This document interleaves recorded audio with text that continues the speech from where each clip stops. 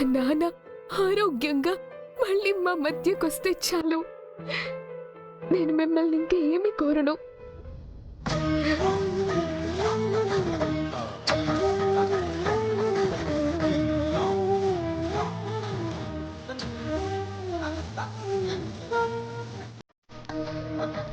మా తాతయ్యకి ఏమీ కాకుండా చూడు స్వామి.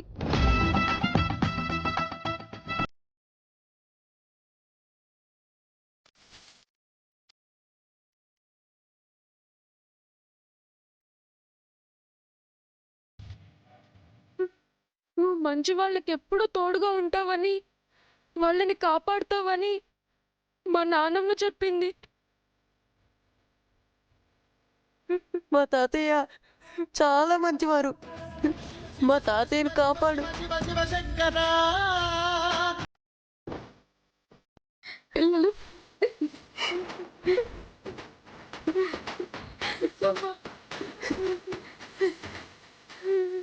ఏడోకు మిస్సమ్మ, తాతయ్యకి తగ్గిపోతుందిలే, ఏం కాదు.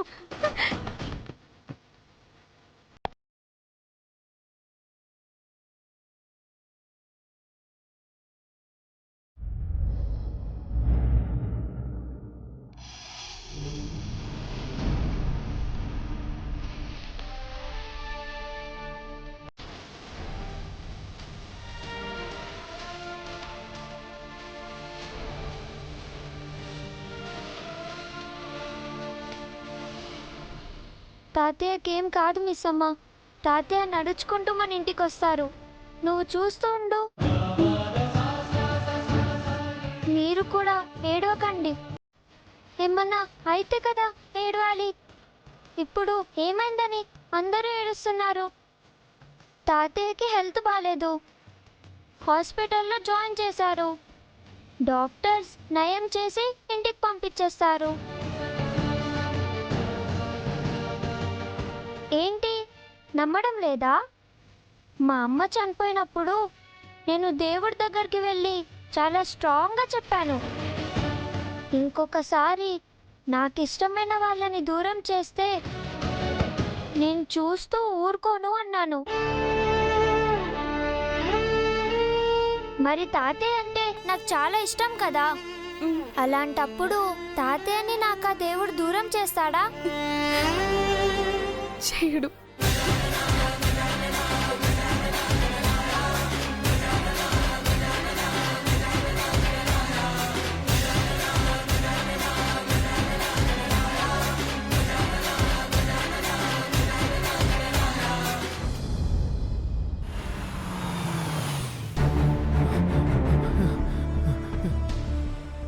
సార్ పదరాతోడు.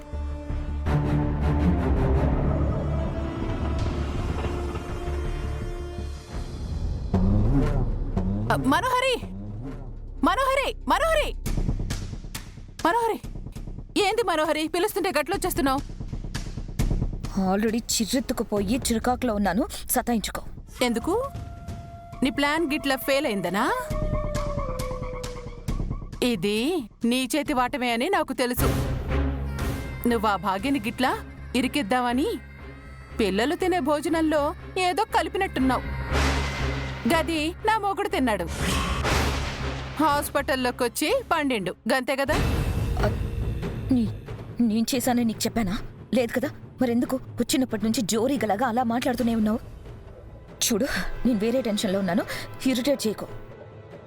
అయ్యో, అయినా మన ఇంట్లో ఉన్న బంగారం గురించి బయటోళ్ళు వచ్చి చెప్పాలనా ఏంది? మనకు తెలియదా?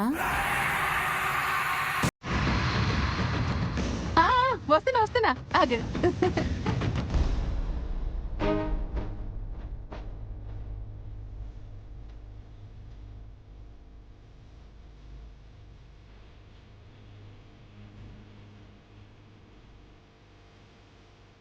డాడీ, డాడీ, డాడీ,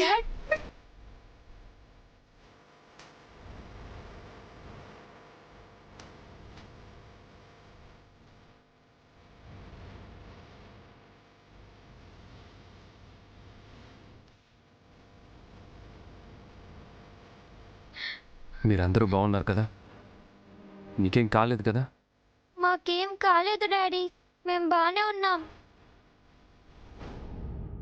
కానీ తాతయ్యకి ఇంకా ట్రీట్మెంట్ జరుగుతూనే ఉంది. మిస్ అమ్మ కూడా మధ్యాహ్నం నుంచి ఏడుస్తూనే ఉంది.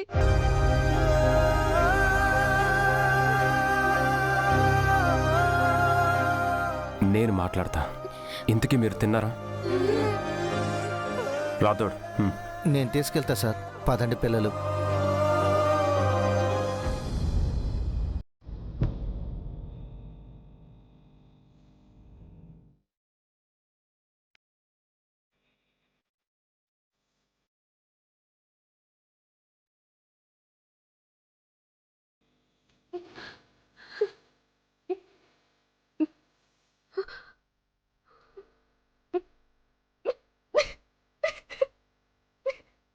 మిస్సమ్మా, నాన్న నేను చూసే టైంకి కింద పడిపోయి ఉన్నారు. నోట్లో నుంచి రక్తం కూడా వచ్చింది.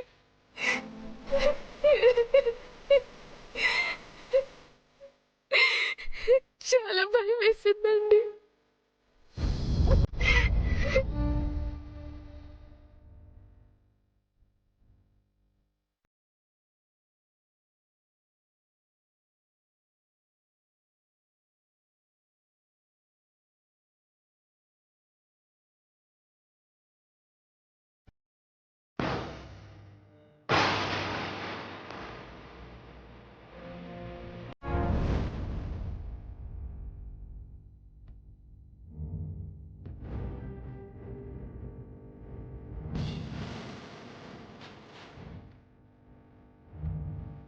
నీ జాతకమే బాగాలేదు మనోహరి.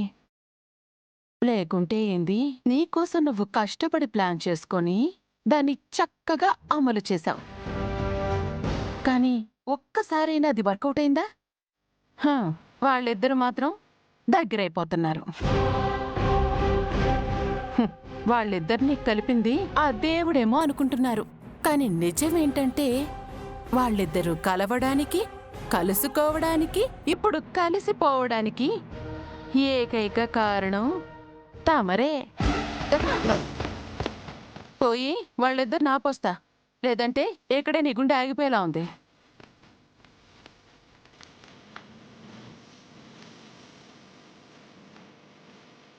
ఇదిగో నువ్వు అడిగిన రిపోర్ట్లు.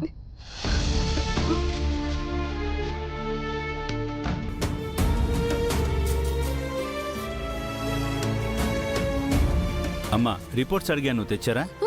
ఇదిగోండి డాక్టర్. డాక్టర్ గారు, ఇప్పుడు ఆయన కండిషన్ ఎలా ఉంది? మీరు ఆయనకి ఏమవుతారు?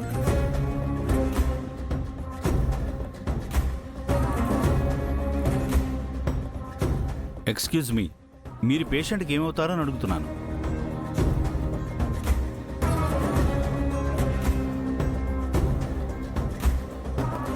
ఆయనకి తెలిసిన నేను ఆయన అల్లుడిని డాక్టర్. అల్లుడంటే? వాళ్ళ కూతురికి హస్బెండ్ని. ఆయన కండిషన్ గురించి అమ్మాయితో పాటు ఇంకొకరికి చెప్తే బాగుంటుంది అనిపించింది, అందుకే అడిగాను. నాకు చెప్పండి డాక్టర్. ఇద్దరు నా క్యాబిన్కి రండి.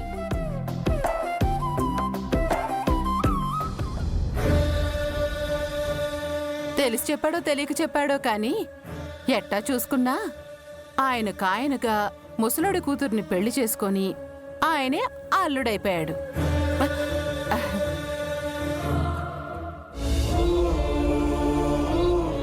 మీరేమంటున్నారో మాకు అర్థం కావట్లేదు డాక్టర్.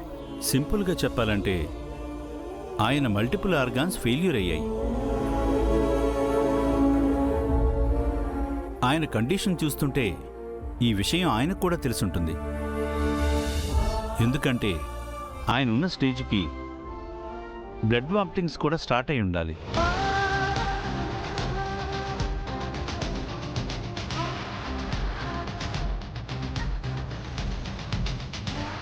ఆయన నొప్పిని, జబ్బుని మీకు చెప్పకుండా ఎందుకు దాచుకున్నారో నాకు తెలియదు. వెంటనే ట్రీట్మెంట్ స్టార్ట్ చేయకపోతే చాలా రిస్క్.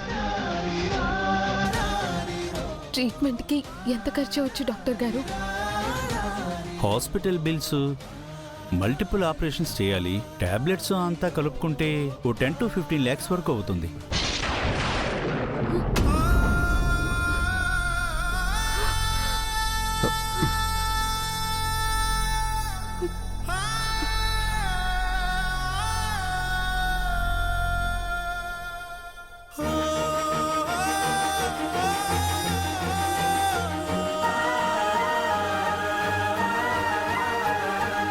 పర్లేదు డాక్టర్, అమౌంట్ గురించి ఏ టెన్షన్ లేదు.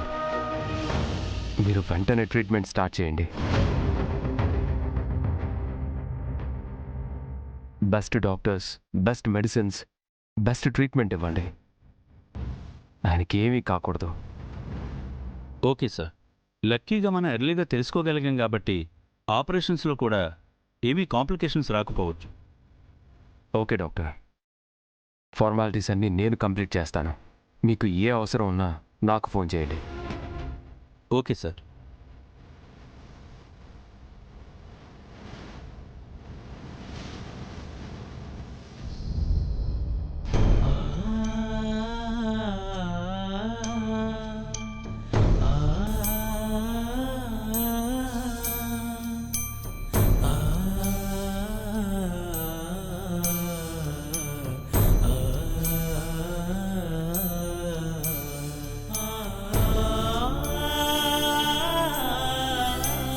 తాతయ్యకి ఏమీ కాదు, తగ్గిపోతుందని డాక్టర్ చెప్పారు.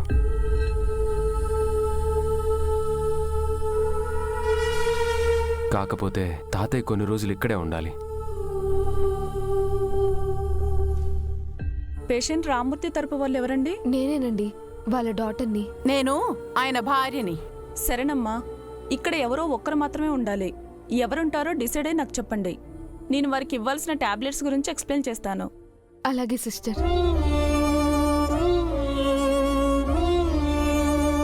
పిన్ని, నాన్న దగ్గర నేను ఉంటాను. మీరందరూ వెళ్ళండి. మిస్సమ్మ, మొన్ననే నువ్వు అంత పెద్ద ప్రమాదం నుంచి తప్పించుకున్నావు. ఇంకా నువ్వు పూర్తిగా కోలుకోనే లేదు. మీ నాన్నని ఎలా చూసుకుంటావు? డాడ్, మిస్సమ్మ ఇక్కడే ఉంటే నేను మిస్సమ్మతో పాటే ఉంటా. అవును డాడీ, మేం కూడా ఉంటాం. ఎందుకంటే అందరం వెళ్ళిపోతే మిస్సమ్మ ఒక్కతే ఏడుస్తూ కూర్చుంటుంది.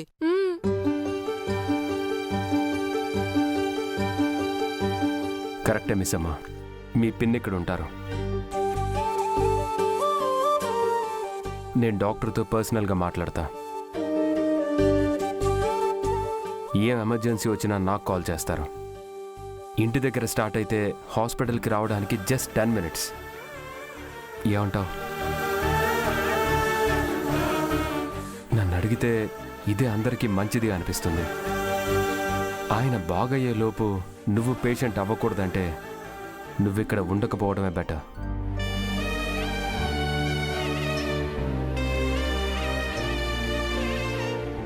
సరేనండి.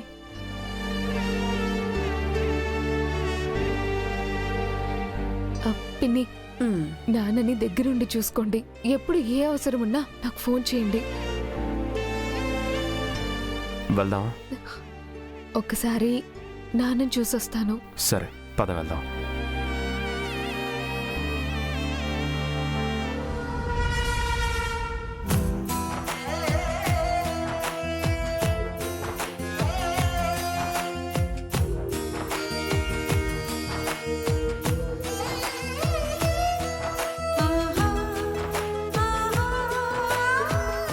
ప్రాణాల కోసం అంతగా పోరాడుతుంటే మనం ఇలా కన్నీళ్లు పెట్టుకొని ఆ పోరాటాన్ని అవమానించొద్దు. మనిషిని నడిపించేదేంటో తెలుసా? హోప్, ఆశ. రేపటి మీద మనకున్న ఆశే మనల్ని ఇవాళ నడిపిస్తుంది. అలానే ఆయనకి ఏమీ కాదు, హెల్తీగా ఇంటికి వచ్చేస్తారని ముందు నువ్వు నమ్ము. అలానే ఆయన తిరిగి వచ్చేస్తారు. ఆయన ముందు కానీ ఆయన కోసం కానీ ఇంకొకసారి ఇలా ఏడవకు. కుదిరినంత ఆయన ముందు నవ్వుతూ ఉండు. అప్పుడే ఆయనకి కొంచెం ధైర్యంగా ఉంటుంది. అలాగేనండి. వెళ్దాం.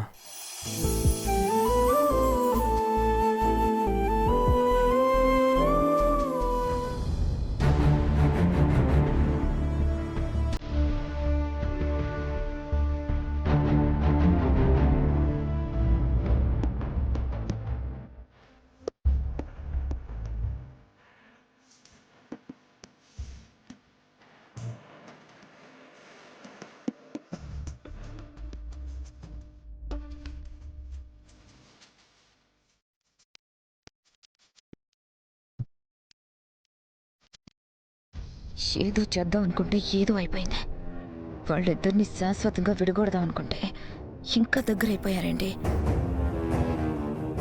ఇలాంటి చిన్న చిన్న ప్లాన్లు కాదు, పెద్దగా ప్లాన్ చేస్తే కానీ పని అయ్యేటట్టు లేదు. చేస్తా.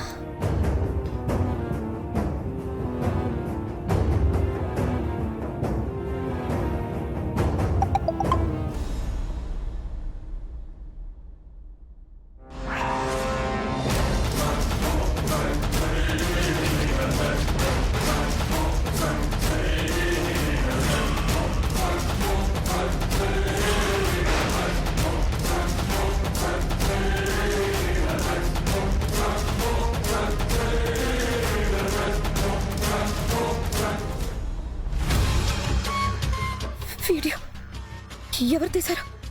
ఎలా తీశారు? ఇంట్లో వాళ్ళెవరైనా నేను విషం కలపడం చూసిన వాళ్ళు ఎవరు వీడియో తీస్తూ కూర్చోరు. మరికి చెప్పి నా అంతు చూసేవారు, నా నిజ స్వరూపం బయట పెట్టేవారు.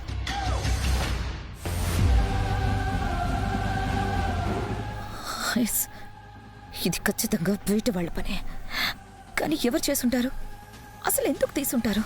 అమర్ కానీ ఈ వీడియో చూస్తే నా మాట కూడా వినకుండా నన్ను చంపేస్తాడు.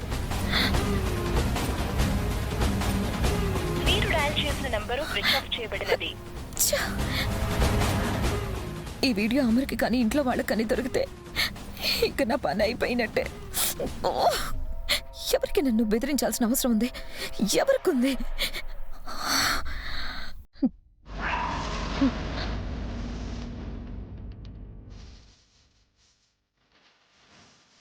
ఏమైంది మను?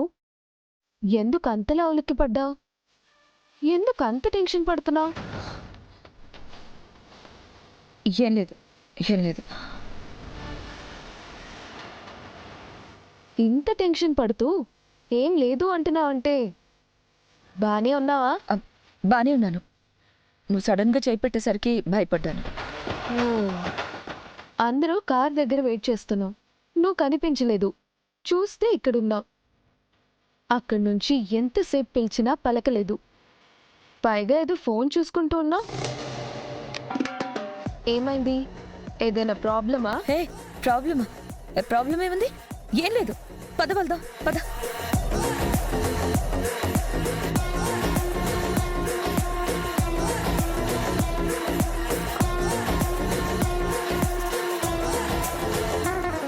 వెనక్కి వస్తున్నావు అనుకున్నావు, సడన్గా ఎక్కడికి వెళ్ళిపోయావు మనోహరి?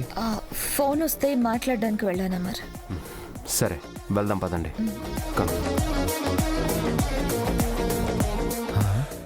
సడన్గా ఏమైంది ఎవడికి? ఏంటో.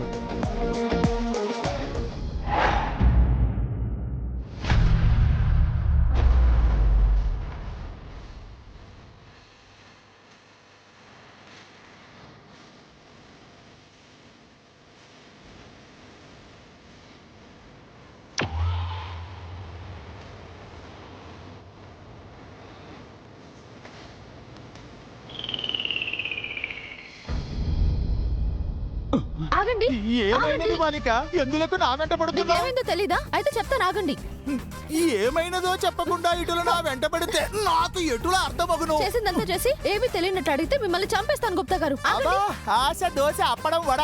నీవు మరణించి చాలా కాలమైనది, ముందు అది గుర్తు పెట్టుకోను. నా కళ్ళ ముందే నా పిల్లలు ప్రమాదంలో ఉన్నా మిస్సమ్మకి చెప్పకుండా మాట అడ్డు వేశారు. నేను బయటకు వెళ్లకుండా మంత్రం అడ్డు వేశారు. నా పిల్లలకి ఏమైనా కావాలి మిమ్మల్ని ఎప్పటికీ క్షమించను. బాలిక బాలిక ముందు ఏమైనదో చెప్పుము, అటు పిమ్మట నన్ను దూషింపుము. అసలు ఏమైందో తెలుసా?